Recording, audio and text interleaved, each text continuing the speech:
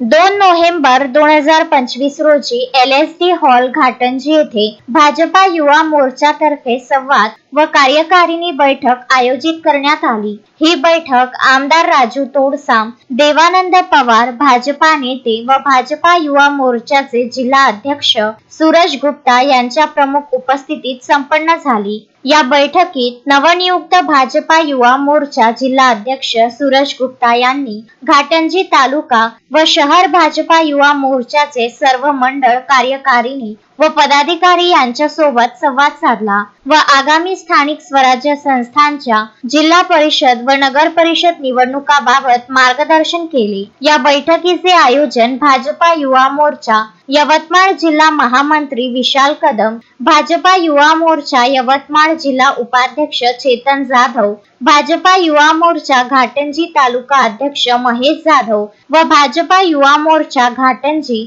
शहर अध्यक्ष आशिष शेंडे यांनी केले।